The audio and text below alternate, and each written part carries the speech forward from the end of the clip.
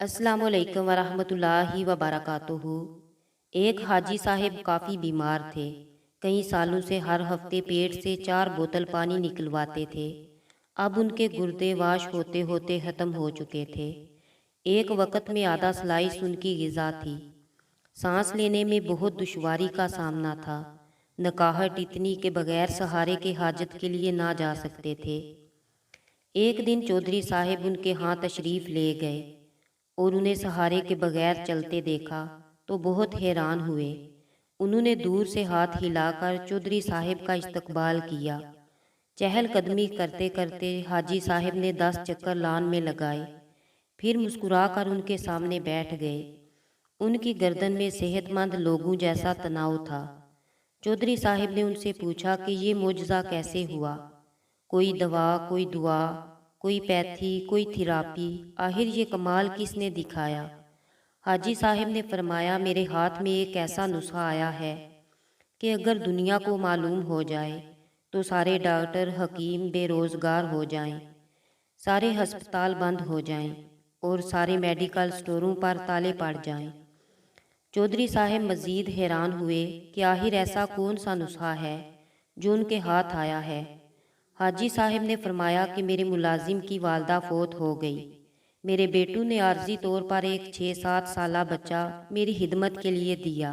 मैंने एक दिन बच्चे से पूछा कि आखिर किस मजबूरी की बिना पर तुम्हें इस उम्र में मेरी खिदमत करना पड़ी। बच्चा पहले तो खामोश रहा, फिर सिसकियाँ भरकर बोला कि एक दिन मैं घर से बाहर था, मेरी अम्मी अब्बू भाई बहन सब सैलाब में बह गए। मेरे माल मवेशी डवर डंगर ज़मीन पर रिश्तेदारों ने कब्ज़ा कर लिया। अब दुनिया में मेरा कोई नहीं। अब 2 वक्त की रोटी और कपड़ों की ओज़ आपकी खिदमत पर मामूर हूँ।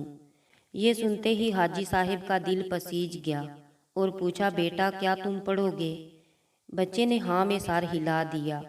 हाजी साहब ने मैनेजर से कहा कि इस बच्चे को शहर के सबसे अच्छे स्कूल में दाखिल करवाओ। बच्चे का दाखिल होना था कि उसकी दुआओं ने असर किया। कुदरत मेहरबान हो गई।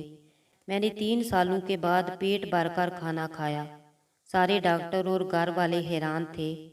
अगले रोज़ उस यतीम बच्चे को हॉस्टल में दाखिला दिलवाया और बगैर सहारे के टॉयलेट तक चल कर गया।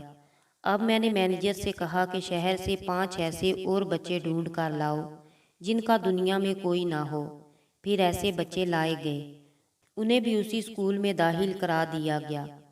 अल्लाह ताला ने फजल किया और आज मैं बगैर सहारे के चल रहा हूँ, सिर होकर खा पी रहा हूँ और कह के लगा रहा हूँ। हाजी साहिब सीना फुलाकर गुलाब की क्यारियों की तरफ चल दिए और फरमाया, मैं अब नहीं गिरूंगा जब तक ये बच्चे अपने कदमों पर खड़े नहीं हो जाते।